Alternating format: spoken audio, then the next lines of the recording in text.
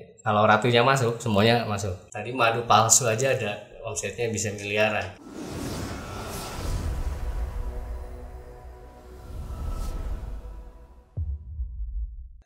Assalamualaikum warahmatullahi wabarakatuh. Halo teman-teman semuanya, kembali lagi di Be Heritage Channel dengan program podcast Bukan Sekedar Obrolan. Bersama saya Nur Hikmah Fazri sebagai host hari ini. Dan di hari ini kita kedatangan tamu spesial nih, yaitu Bapak Eman selaku pimpinan Koperasi Hanjuang yang memiliki produk-produk lokal. Assalamualaikum Bapak, gimana kabarnya Pak? Waalaikumsalam, alhamdulillah sehat. Baik ya Pak ya, sehat ya Pak ya. Semoga Bapak selalu sehat dan semangat nih Pak. Teman-teman semuanya, hari ini kita akan ngobrol mengenai produk madu nih dengan Bapak Eman tentunya. Odeng adalah panggilan sayang dari masyarakat Ujung Kulon untuk jenis lebah Apis dorsata, yaitu jenis lebah penghasil madu hutan. Cara pemanenan yang dilakukan oleh masyarakat Ujung Kulon bekerja sama dengan Koperasi Hanjuang menggunakan cara yang lestari. Pemanenan menggunakan cara lestari ini selain dapat mempertahankan produksi madu secara berkelanjutan, juga menjaga ekosistem kawasan Ujung Kulon dari ancaman kebakaran hutan. Nah, Bapak, saya ingin bertanya lebih lanjut nih ya, Pak ya. Tolong jelaskan lebih spesifik dong, Pak. Apa sih madu odeng itu, Pak? Madu odeng itu apa? Odeng itu istilah lokal untuk menyebut jenis lebah Apis dorsata. Nama latinnya Apis dorsata. Iya. Nah itu satu-satunya lebah madu yang memang tidak bisa diternak, tidak bisa dibudidaya, tapi dia paling banyak menghasilkan madunya. Satu sarang itu bisa 15 sampai 30 kilo, mungkin bisa lebih. Di Ujung Kulon pemanenan madu hutan ini memang sudah berjalan dari secara turun temurun ya. Karena pas musim bunga biasanya itu di musim kemarau. Nah, di sana padinya padi tada hujan, jadi sebagai pendapatan alternatif ketika tidak menggarap sawah dia ambil madu. Bapak, saya ingin bertanya nih. Tadi Bapak bilang bahwa ini sudah turun temurun ya Pak ya. Tapi mulai diproduksi dengan merek Tikulon ya Pak ya. Dengan merek Tikulon itu sejak kapan Pak? Tikulon ini baru beberapa bulan belakang kita budidaya lebah trigona atau teul istilahnya. Nah itu kita pasarkan dengan merek Tikulon. Tapi untuk kegiatan usaha koperasi Hanjuang ini sudah berjalan lama, dari tahun 2000 sampai beberapa tahun ke belakang kita ada kerjasama juga dengan perusahaan multi level marketing. Berarti sudah berjalan cukup lama ya Pak ya, dari tahun 2000 ya Pak ya. Sebenarnya ide awal ya Pak untuk madu odeng ini itu apa sih Pak sampai akhirnya dibuat kemasan gitu Pak? Pertama mungkin untuk menambah memberikan nilai tambah dari produk yang biasa dijual secara tradisional, kita bisa kembangkan memiliki nilai tambah dengan ada pengemasan yang baik, peningkatan standar mutu ya. Seperti awalnya mungkin madu ini cair dia, madu hutan itu kadar air bisa 24 sampai 30%. Nah, sedangkan standar nasional Indonesia itu 21%. SNI itu juga tidak untuk madu hutan. Nah, untuk dikurangi kadar air perlu teknologi, ada proses teknologi pengurangan kadar air. Nah, dengan mempertahankan tadi mutu dan dikemas dengan cukup bagus, mungkin bisa memberikan nilai tambah daripada dijual di botol-botol atau di botol bekas. Akhirnya mengeluarkan kualitas yang baik ya Pak ya, yang lebih baik. Nah Bapak, tadi kan saya menyebutkan satu jenis lebah ya Pak ya, Apis dorsata. Apakah ada lebah yang lainnya Pak? Nah, lebah madu itu dia ada beragam. Salah satunya tadi Apis dorsata. Ada Apis cerana. Apis cerana itu kalau di Tatar Sunda di kita itu apa istilahnya disebutnya nyiruan. Nah, itu dia bisa diternak, bisa dibudidaya. Apis cerana itu nyiruan lebah lokal sama seperti dorsata atau trigona. Nah, dengan bisa dibudidaya itu produksinya dia lebih konsisten, lebih ini.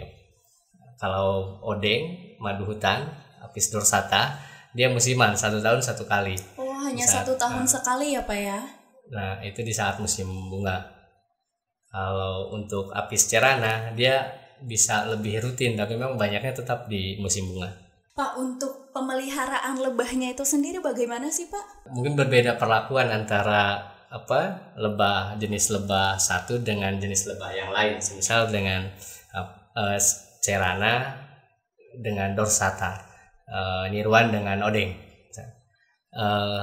Kalau odeng dorsata dia karena tidak bisa dibudidaya, tidak bisa diternak, mungkin pemeliharaan di sini pengertiannya mungkin untuk melindungi populasi. Iya Pak. Untuk melindungi populasi lebah hutan yang memang semakin agak berkurang juga, itu kita rubah teknik panennya. Yang awalnya dia pangkas habis. Seluruh sarang itu, sarang diambil, semua sarang diambil, bagian sarang. Nah, itu dia sebenarnya isi madu itu tidak menutup semua sarang, tapi ada bagian larva. Nah, ini larvanya ikut terambil. Nah, kita rubah dengan cara ambil madunya saja, tidak agar ambil larvanya tidak terambil ya Pak ya. Selain itu juga mungkin menjaga kelestarian hutan ya, dengan menghindari resiko kebakaran. Mungkin karena tetap beresiko, pemanenannya beresiko karena ada aktivitas kehidupan memasak para petani. Iya, Pak. Dan mengambil madu dengan diasapi. Nah, menjaga hutan dan juga bagaimana menjamin keberlanjutan hutannya, karena tidak ada pohon, tidak ada hutan, tidak ada bunganya, ya tidak ada madunya. Pernah kita beberapa kali lakukan juga penanaman budidaya tanaman-tanaman yang menjadi sumber nektar, menjadi pakan si lebah odeng. Nah, mungkin kalau itu untuk tadi pemeliharaan di apis dorsata. Nah, di apis cerana mungkin dia karena diternak, dibudidaya lebih mudah dikontrol, lebih sering dirawat, dibersihkan kandangnya, dan mungkin gangguan hama. Nah, itu lebih mudah dikontrol karena ada di kotak-kotak itu, di stup-stup sama petani ya. Bapak, apa sih bedanya kualitas madu dari apis dorsata, dari apis cerana, dari tewel? Bedanya tuh apa sih Pak? Untuk lebih spesifiknya mungkin diperlukan uji lab ya, untuk mengetahui kandungan nutrisi, bakteri dan lain sebagainya. Mungkin ada beberapa kelebihan. Kalau untuk yang apis dorsata, yang odeng, karena dia populasinya ada di hutan, ekosistemnya ada di hutan, ini sangat jauh mungkin dari polusi udara, dari polusi kimia dan sebagainya. Nah, itu juga jadi keberagaman kandungan nutrisinya. Nah, dan sumber pakannya dari tanaman-tanaman hutan tentunya. Nah, kalau yang apis cerana, dia sumber makanannya ya di sekitar lingkungan dia. Iya. Kalau di Cina Goler, sana ada teman Wandi, itu di sana satu kampung piara nyiruan. Nah, itu mungkin dominannya nektar kelapa, bunga kelapa, karena di sana banyak pohon kelapa seperti itu. Bapak bisa jelaskan dong Pak langkah-langkah dari awal pengolahan sampai madunya itu siap untuk dipanen Pak? Untuk madu hutan karena dia bukan dibudidaya ya, bukan diternak, ini dipanennya saat musim bunga. Biasanya itu bulan apa Pak? Ranginang terasi terbuat dari beras ketan pilihan. Ranginang terasi jarang ditemui di toko-toko besar. Ranginang terasi hanya hadir di acara-acara tertentu. Ranginang terasi nikmatnya sambil ngopi. Di Heritage Channel. Bulannya netnya sih karena sering berubah juga kalendernya. Netnya itu ya Agustus atau September. 2-3 bulan lama panennya dari startnya Agustus September. Nah, selama musim bunga di hutan itu madunya ada gitu, madunya banyak. Nah, itu dipanen untuk madu hutan. Nah, kalau madu niruan tadi Apis cerana, nah itu emang lebih banyaknya tetap juga di musim bunga tertentu mungkin rambutan atau nggak selalu tanaman hutan karena bisa dibudidaya di dekat pemukiman dan di perkebunan. Nah, itu tapi dia lebih sering menghasilkan madu. Untuk volume yang paling banyak memang odeng, madu hutan. Nah, kalau untuk trigona teuweul tadi hampir sama dengan niruan, dia bisa diternak. Nah, bisa dibudidaya. Nah, trigona ini jenisnya yang paling banyak, varietas lainnya. Biasanya suka ada masuk di bambu-bambu itu, itu dipindahkan ke kota terus dikembangkan di situ. Nah, itu kelebihannya dia mengandung propolis ya. Nah, pemeliharaannya hampir sama dengan niruan, dengan Apis cerana. Menjaga stup-stupnya supaya tetap bersih, terhindar dari hama, dan lebih mudah diternak sebenarnya, dibudidaya oleh masyarakat kita ya, karena dia tidak bersengat, no stingless bee, jadi lebah madu yang tidak bersengat. Ukuran tubuhnya kecil-kecil, madunya juga memang sedikit, dan karena kelebihannya tadi mengandung banyak propolis, itu dia biasanya di pasaran lebih mahal harganya. Jadi langkah awalnya tuh kayak gimana Pak untuk pembudidayaannya itu Pak? Ininya mungkin mencari indukan ya, mencari koloni. Kalau seperti tadi trigona atau teuweul, koloni alaminya itu dia di bambu-bambu tadi atau di kayu yang rapuh misalnya. Nah, itu dipindahkan ke kotak yang sudah kita buat, ada dibuat pintunya sedikit, kotak tertutup rapat gitu, dilipat, dikasih lubang buat pintu, nah, dimasukkan semua koloninya itu beserta sarangnya ke kotak itu. Nah, yang pasti harus masuk ratunya, karena lebah ini pimpinannya ratu ya. Presidennya ratu itu. Jadi dia jadi pimpin wanita kalau lebah ini. Kalau ratunya masuk, semuanya masuk. Yang lainnya kan lebah pekerja itu jantan. Nah, setelah itu ya disimpan di tempatnya gitu kan, di rak atau di. Nah, kalau yang untuk teuweul, trigona ini dia lebih mudahnya tadi, pertama dia tidak bersengat, terus tubuhnya kecil-kecil, makannya juga mudah, mencari makannya. Jadi dia sumber nektarnya itu bisa tanaman-tanaman rumput, tanaman-tanaman rendah, karena dia memang anunya juga tidak jauh radius mencari makannya gitu. Jadi ciri-ciri madu yang siap dipanen itu kayak gimana Pak? Tentunya madu di saat musim bunga madunya banyak, untuk makanan lebah jadi tersedia, itu yang bisa kita panen baik. Oh, jadi kita patokannya itu ke musim bunga ya Pak ya, dari bulan Agustus sampai September. Pak, jika teman-teman yang menonton podcast kita kali ini ada yang ingin mengembangkan budidaya madu nih Pak, dengan kualitas yang baik tentunya, namun tempat dan lingkungannya terbatas Pak, apa solusi yang akan Bapak sampaikan kepada teman-teman semuanya? Ya, madu itu syaratnya itu dia salah satunya butuh tanaman, butuh bunga untuk jadi sumber pakan dia, makanan dia. Kalau lingkungannya kecil ya mungkin tidak bisa banyak, karena tanaman yang tumbuh di lingkungannya sedikit. Iya. Nah itu tetap bisa, dan jenis lebahnya tentunya, jenis lebahnya yang lebih memungkinkan di lahan kecil itu tadi trigona. Trigona itu ya Pak Ya, ya. Tewel. Jadi sebenarnya masih bisa dilakukan asalkan ada tanaman ya Pak ya, untuk pakan dari lebahnya itu sendiri. Nah Pak, apa aja sih Pak kendala-kendala yang Bapak lalui saat menjalankan usaha produksi madu ini Pak? Kendala yang cukup besar itu ya bersaing dengan madu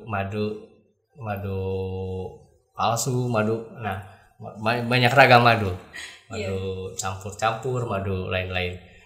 Dan istimewanya itu madu itu dia tidak ada alat ukur yang sederhana untuk mengetahui itu madu asli atau palsu. Iya. Ya, misalnya kita teteskan ke satu alat, tingit bunyi asli atau palsu. Nah itu tidak ada alat itu. Nah banyak yang berkembang madu itu asli palsunya dibakar, misalnya dibakar nyala, korek dicelupkan ke madu itu nyala, ditetes ke kain, ke kertas, tidak basah.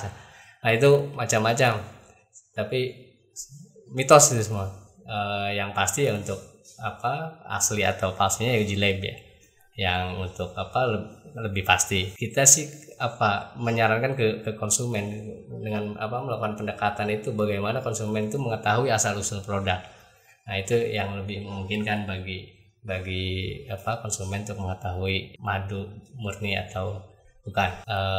Bagaimana konsumen mengetahui asal usul ceritanya dan lain sebagainya. Nah untuk menjaga tadi ini tantangan terbesar ini ya salah satunya tadi itu. Terus kedua, untuk yang madu hutan itu karena dia pas musim panen produksinya sangat banyak dan musiman, tapi setelah tidak musim tidak ada sama sekali. Nah itu juga cukup dari persaingan harga dia bisa anjlok misalnya kalau musim panen, karena madu melimpah, harga bisa murah, tidak seimbang dengan jerih payahnya lah. Itu biasanya di kampung seperti itu. Bapak, jadi tadi Bapak bilang bahwa untuk mengetahui palsu atau aslinya itu uji lab ya Pak ya. Selain uji lab ada lagi nggak sih Pak cara yang tepat gitu untuk mengetahui apakah madu ini tuh asli atau palsu? Ya, tadi cara yang tepat kita harus tahu mengetahui ketelusurannya, harus tahu asal usul produknya. Ini madu dari mana, dari siapa, terus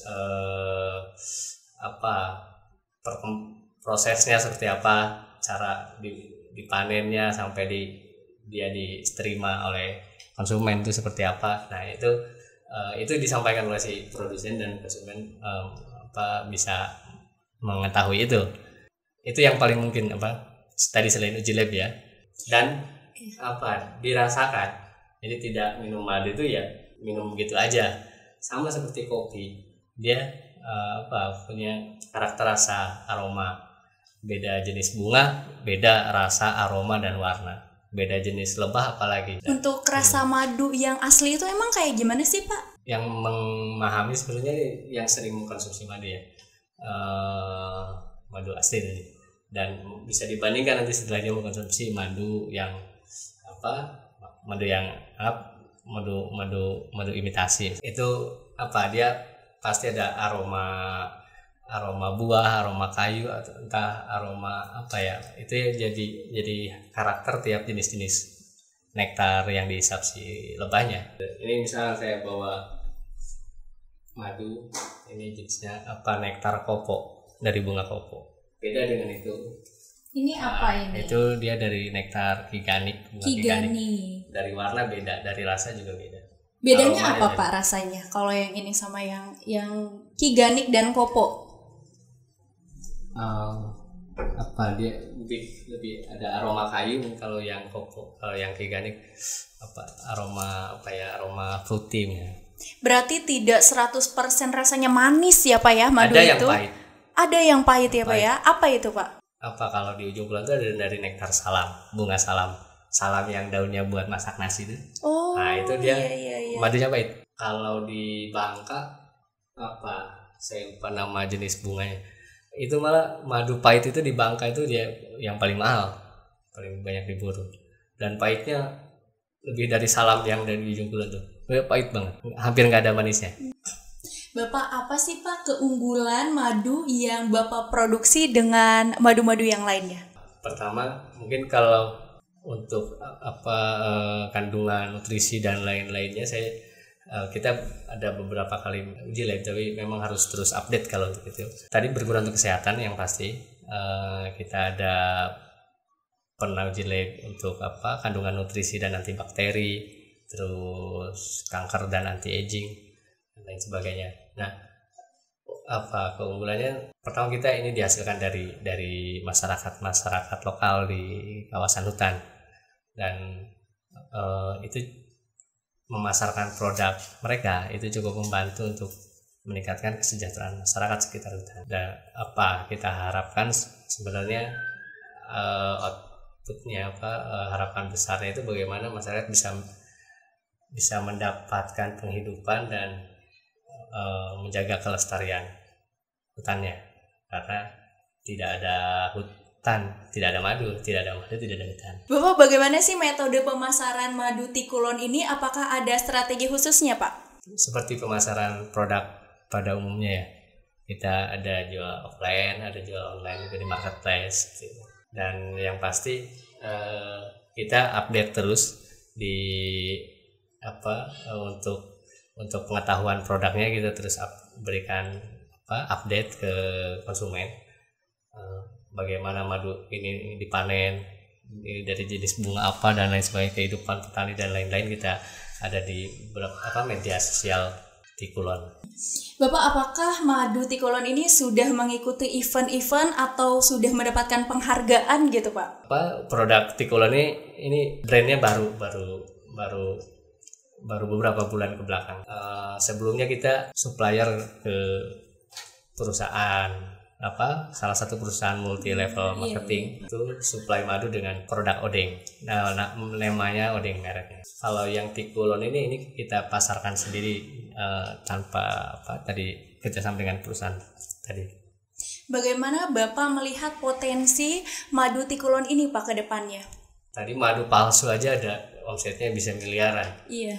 Ada di salah satu berita yang mengangkat itu. Saya optimis ini pangsa pasarnya terbuka luas. Adakah nih langkah-langkah yang nantinya akan Bapak lakukan agar madu Tikulon ini lebih berkembang lagi gitu, Pak? Yang pertama mungkin kita perbanyak untuk yang budidaya tadi, lebah yang hasil budidaya, yang trigona. Yang untuk madu hutan kita juga